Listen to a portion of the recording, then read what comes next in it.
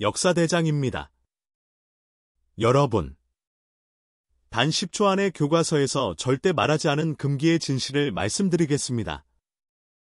고려시대, 몽골군조차 떨게 만든 최강의 기병부대가 있었습니다. 바로 게마무사입니다. 하지만 왜 이들의 이야기는 역사에서 사라져버렸을까요? 13세기 초, 몽골 제국이 유라시아 대륙을 휩쓸 때의 이야기입니다. 칭기즈칸의 철기병들은 금나라를 무너뜨리고 서아를 멸망시키며 러시아 평원까지 달려갔습니다. 그런데 한반도에서만은 7차례나 침입했음에도 40년여간 완전히 정복하지 못했습니다. 그 이유 중 하나가 바로 게마무사였습니다. 게마무사란 쇠로 만든 말이라는 뜻입니다. 말과 기병 모두 철갑으로 무장한 중장 기병이었죠. 고구려의 게마무사를 계승한 고려의 이 부대는 몽골군과는 전혀 다른 전투 방식을 구사했습니다.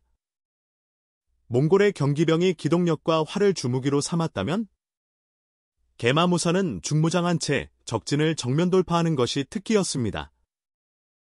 1231년 몽골 1차 침입 때 살리타이가 이끄는 몽골군은 고려군의 저항에 당황했습니다.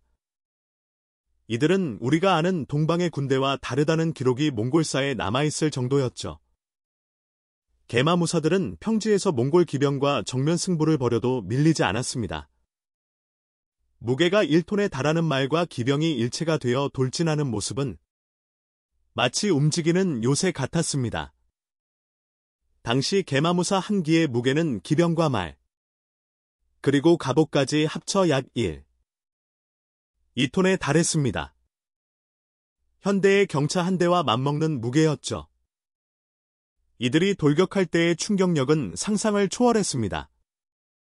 몽골군의 기록에 따르면 땅이 울렸고 하늘이 어두워졌다고 표현할 정도였습니다. 하지만 게마무사에게도 치명적인 약점이 있었습니다. 바로 기동력이었죠. 무거운 갑옷 때문에 장거리 이동이 어려웠고 지구전에는 적합하지 않았습니다. 몽골군은 이 약점을 파악하고 전술을 바꿨습니다. 정면 승부를 피하고 끝없는 기습과 퇴각을 반복한 것입니다.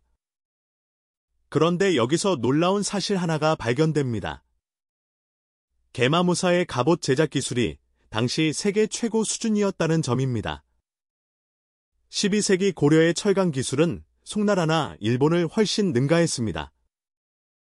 특히 찰갑이라 불리는 비늘 갑옷의 제작 기법은 서양의 판금 갑옷보다 200년이나 앞선 것이었습니다.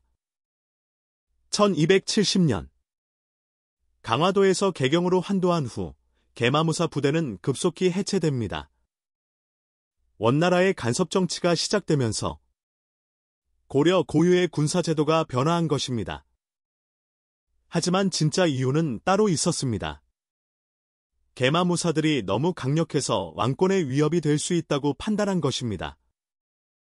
원종과 충렬왕 시대의 기록을 보면 게마무사 출신 장수들이 잇따라 숙청당하는 것을 확인할 수 있습니다. 군사개혁이라는 명목 하에 이들의 세력을 약화시킨 것이죠. 몽골과의 전쟁에서 혁혁한 공을 세운 영웅들이 평화가 온 후에는 오히려 제거 대상이 된 것입니다. 게마무사의 마지막 활약은 1274년과 1281년 일본 원정에서였습니다. 하지만 이때는 이미 예전의 위력을 잃은 상태였죠. 고려 특유의 중장기병 전술 대신 원나라식 혼성부대로 편성되어 파견된 것입니다. 바다를 건너는 원정에서 중장기병의 위력을 발휘하기 어려웠던 것도 사실입니다. 흥미롭게도 일본 사무라이들의 기록에는 고려 기병에 대한 공포가 생생히 남아 있습니다. 검은 철로 무장한 기병들이 바람처럼 달려와 모든 것을 짓밟았다는 표현이 반복적으로 등장합니다. 비록 원정은 실패했지만 게마무사의 위력은 일본인들의 뇌리에 깊이 각인되었던 것입니다. 그렇다면 게마무사는 정말 완전히 사라진 것일까요? 놀랍게도 조선시대 초기까지 그 명맥이 이어졌습니다. 태조 이성계가 위화도 회군을 단행할 때 핵심 전력이 바로 중장기병이었거든요. 고려 말의 혼란한 상황에서 계마무사의 후예들이 새로운 왕조 건설에 결정적 역할을 한 것입니다.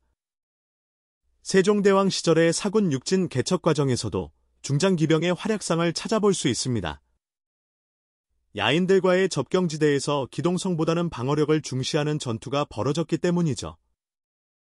하지만 조선 중기 이후 화기의 발달과 함께 중장기병은 역사 속으로 사라져갔습니다. 계마무사의 전설은 단순한 군사사적 의미를 넘어섭니다. 이들은 외침에 맞서 나라를 지킨 수호신이자 고려인의 자부심이었습니다. 몽골의 세계정복에 맞선 마지막 보루였던 것이죠. 유라시아 대륙을 휩쓴 몽골군이 고려에서만큼은 40년간 고전한 이유를 이해할 수 있습니다. 오늘날 한국의 기계화 부대가 세계 최고 수준으로 평가받는 것도 어쩌면 계마무사의 DNA를 이어받은 것일지도 모릅니다.